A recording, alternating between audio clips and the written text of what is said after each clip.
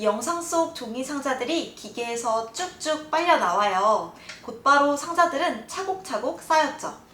이 상자의 재료인 골판지도 기계에서 쭉 빨려 나왔어요. 누렇고 두꺼운 종이인 골판지, 자세히 보면 세로로 울퉁불퉁한 주름이 새겨져 있어요. 골판지는 종이지만 물에 잘 젖지 않고 잘 찢어지지도 않아요.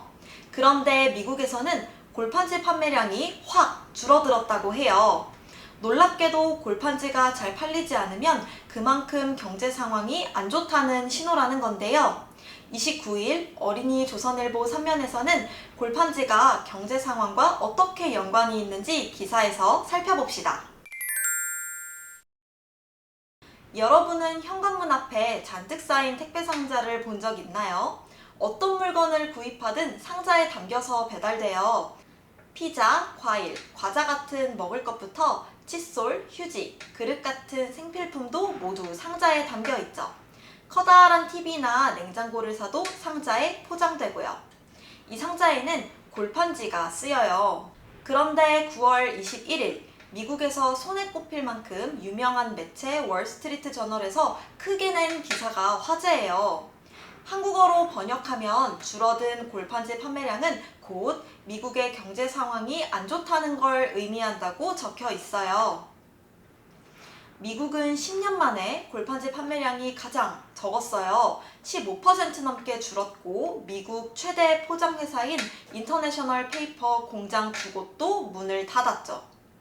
그럼 골판지 판매량이 떨어졌다는 게 왜 미국의 경제 상황이 안 좋다는 걸까요?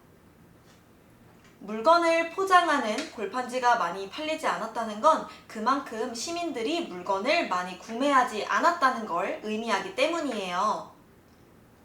만약 여러분의 부모님이 지출이 많아서 이번 달에는 돈을 아끼기 위해 물건을 많이 안 샀다고 생각해봐요. 그럼 집 앞에 배달되는 택배 상자가 줄겠죠. 마찬가지로 소득은 줄었는데 물건 가격이 비싸지면 시민들은 부담을 느끼겠죠. 그럼 지갑을 닫고 소비를 줄일 거예요. 이에 따라 자연스럽게 상품 포장에 쓰이는 골판지도 덜 쓰일 거고요. 이처럼 골판지가 얼마나 팔리는지를 통해 미국 경제 상황을 파악할 수 있는 겁니다. 그런데 여기서 도널드 트럼프 미국 대통령이 쏘아올린 관세 폭탄도 골판지 판매량에 영향을 미쳤어요. 관세는 어떤 나라의 제품이 다른 나라 국경을 통과할 때 붙는 세금이에요. 우리나라가 배터리를 상자에 잔뜩 실어서 미국의 배터리 회사로 보낸다고 생각해봐요. 기존 배터리 값에 높은 관세까지 매겨지니 배터리 가격이 오르겠죠.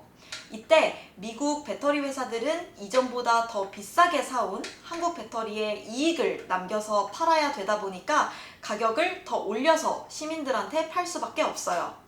이때 물건 가격이 오르다 보면 시민들은 부담을 느끼고 지갑을 닫겠죠.